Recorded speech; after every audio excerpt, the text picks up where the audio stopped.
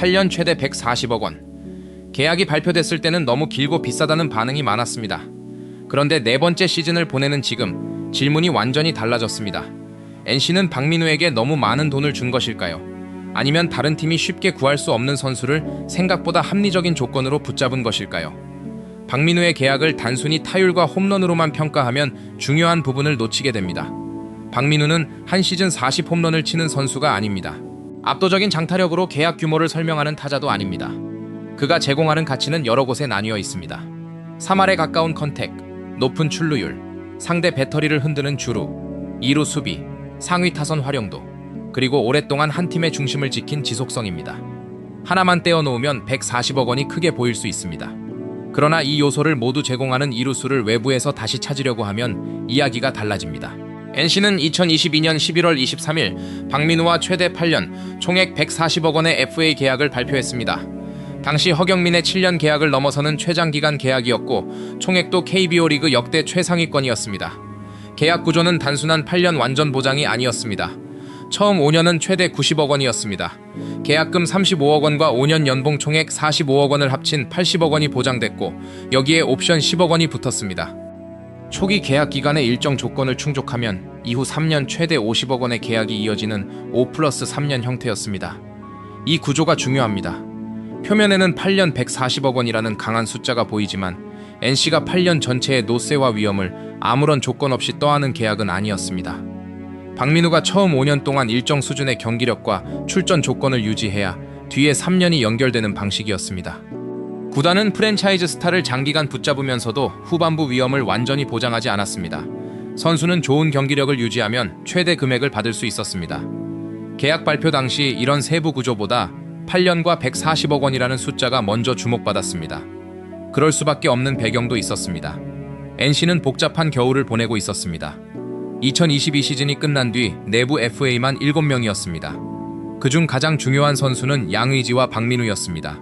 이미 직전 시즌에는 나성범이 KIA로 떠났습니다. 이번에는 양의지가 두산으로 돌아갔고 노진혁도 롯데와 4년 50억 원 계약을 맺고 이적했습니다. 팀의 핵심 선수들이 연달아 빠져나갔습니다. 이런 상황에서 NC가 박민우에게 대형 계약을 안겼기 때문에 패닉바이라는 평가도 나왔습니다. 양의지를 놓친 뒤 팬들의 불만을 잠재우기 위해 박민우에게 필요 이상의 기간과 금액을 제시한 것이 아니냐는 의심이었습니다. 이 의심이 단순한 감정에서만 나온 것은 아닙니다. 계약 전 박민우의 최근 성적과 상황에는 분명한 위험 요소가 있었습니다. 박민우는 2014년 이종범과 류지현에 이어 역대 세 번째로 신인 시즌 50도루를 달성한 선수로 소개됐고 신인왕까지 차지했습니다. 이후 오랫동안 리그 정상급 2루수로 뛰었습니다. 2015년부터 2020년까지 6시즌 연속 3할 타율을 기록했고 2019년과 2020년에는 2년 연속 2루수 골든글러브를 받았습니다.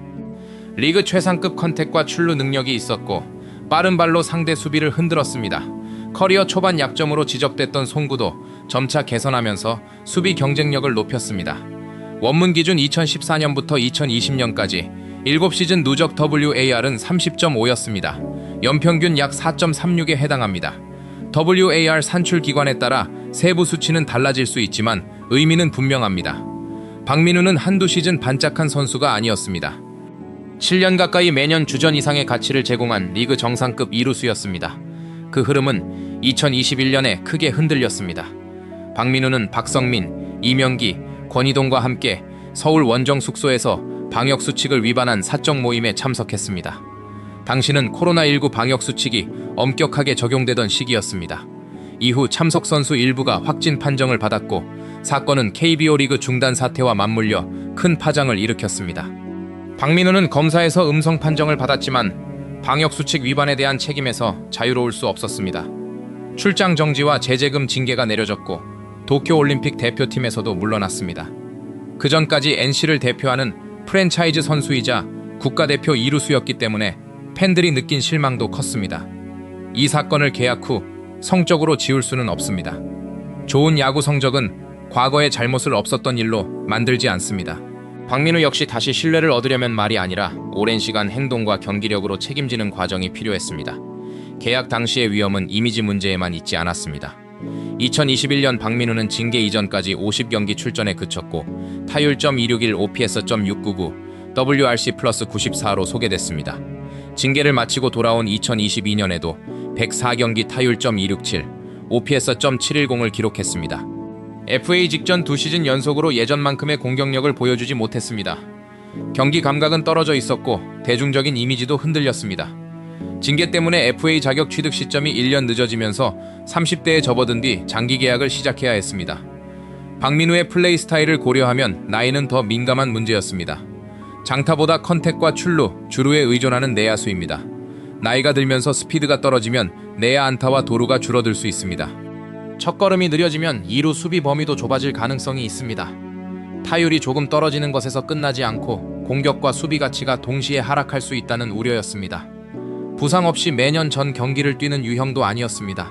그런 선수에게 최대 8년을 제시했으니 위험한 계약이라는 평가가 나오는 것은 자연스러웠습니다. NC도 그 위험을 알고 있었기 때문에 5+3년 구조를 사용했습니다. 그리고 박민우는 계약 후 가장 먼저 그 위험이 실제로 시작됐는지부터 증명해야 했습니다. 계약 첫 해인 2023년, 박민우는 다시 3할 타자로 돌아왔습니다. 도루도 6년 만에 20개를 넘겼습니다. 이 시즌의 의미는 단순한 타율 회복이 아니었습니다. 2021년과 2022년의 하락이 장기적인 노쇠화의 시작인지, 징계와 공백 및 일시적인 폼 저하가 겹친 결과인지 확인하는 시즌이었습니다. 박민우는 계약 첫 해부터 이전의 공격 방식을 되찾았습니다. 공을 배트에 맞히고 출루한 뒤 발로 다음 베이스를 노렸습니다. 홈런을 크게 늘리는 방식으로 반등한 것이 아니라 자신이 가장 잘했던 야구로 돌아왔습니다. 물론 장기 계약은 한 시즌만 보고 평가할 수 없습니다. 계약 첫 해 반등한 뒤 곧바로 하락한 사례도 많습니다.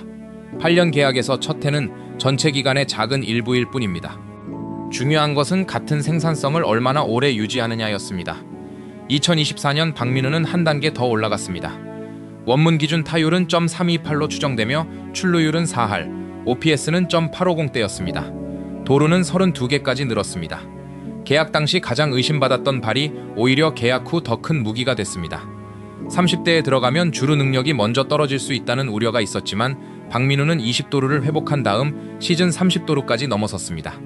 도루 숫자만 늘어난 것도 아닙니다. 출루율이 4할을 넘었기 때문에 상대 투수와 포수는 경기 내내 박민우의 움직임을 의식해야 했습니다.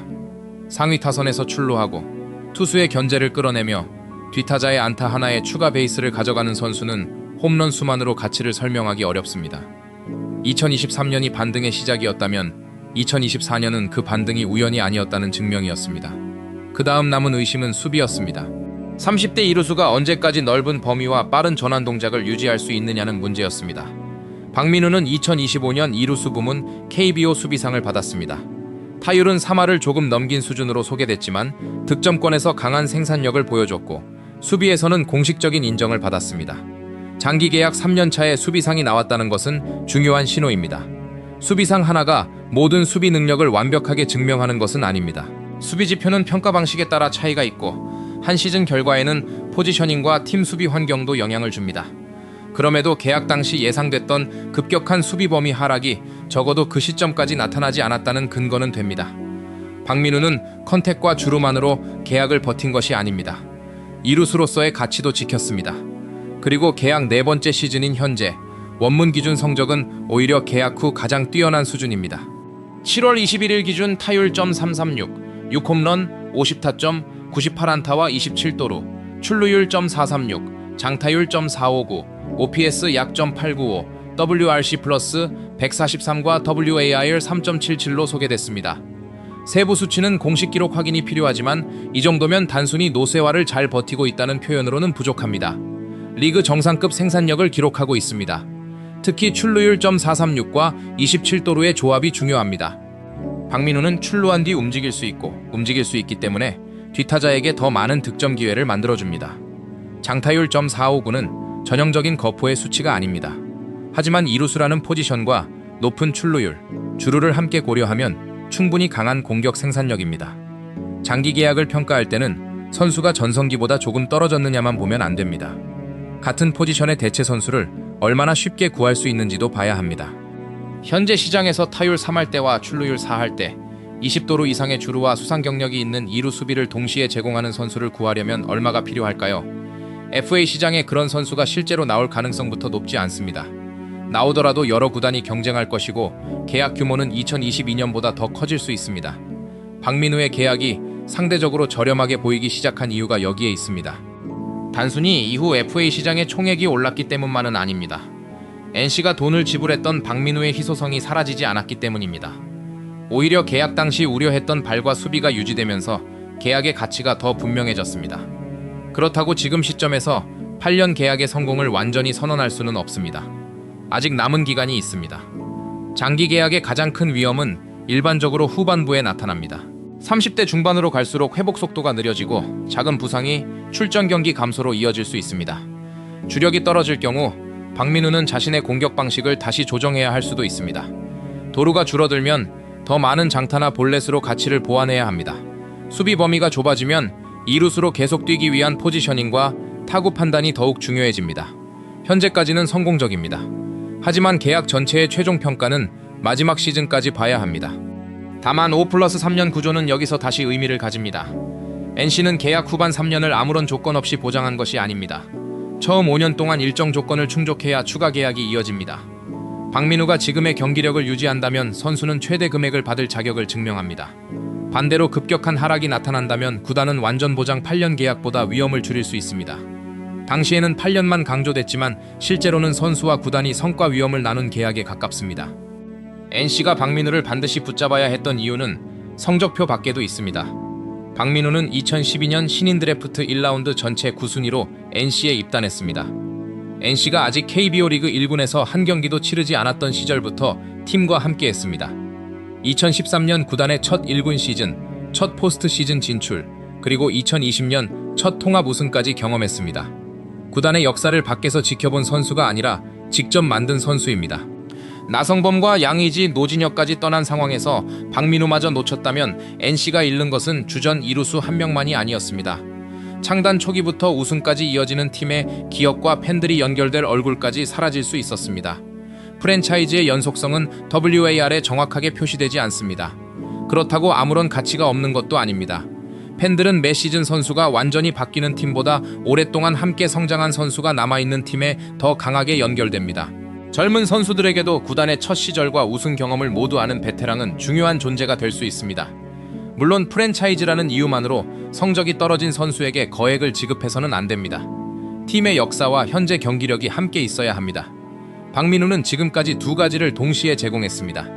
그래서 이 계약은 단순한 감성 계약으로 남지 않았습니다. 박민우의 역사적 위치를 평가할 때 정근우의 이름이 등장하는 것도 자연스럽습니다. 원문은 박민우의 누적 WAR이 정근우와 비슷한 구간까지 올라왔다고 설명합니다. 정확한 순위는 WAR 산출 기관과 기준에 따라 달라질 수 있습니다. 또한 역대 이루수를 비교할 때 국가대표 성적, 우승 경력, 장타력, 수비의 전성기와 누적 기록을 모두 고려해야 합니다. 선수마다 강점도 다릅니다. 누군가는 국제대회와 우승 장면으로 기억되고 누군가는 압도적인 장타력이나 한 시즌의 최고점으로 평가받습니다. 박민우를 설명하는 가장 적합한 단어는 꾸준함입니다. 3할 타율을 반복했고 출루와 주루를 유지했으며 수비 약점을 개선했습니다.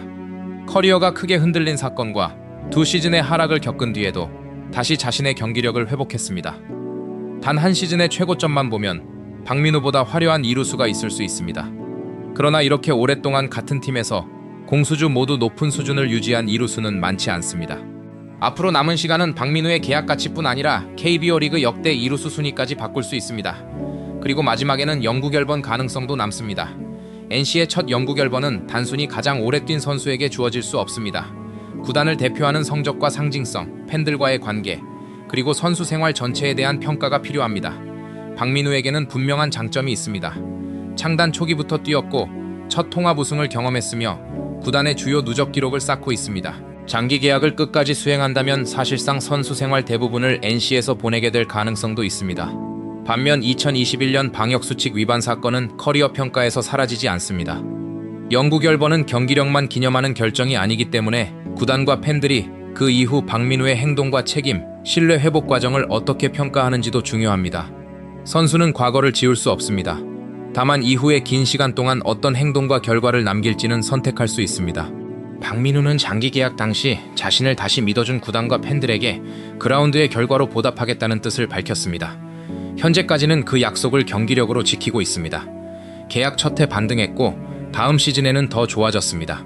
세 번째 시즌에는 수비상을 받았고 네 번째 시즌에도 리그 정상급 이루수로 뛰고 있습니다.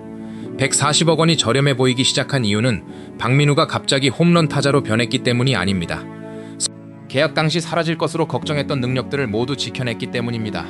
출루했고 뛰었고 수비했으며 NC가 외부에서 대체하기 어려운 자리를 계속 책임졌습니다. 아직 계약은 끝나지 않았습니다. 남은 기간에는 지금까지 나타나지 않았던 에이징 커브와 부상 위험을 다시 마주할 수 있습니다.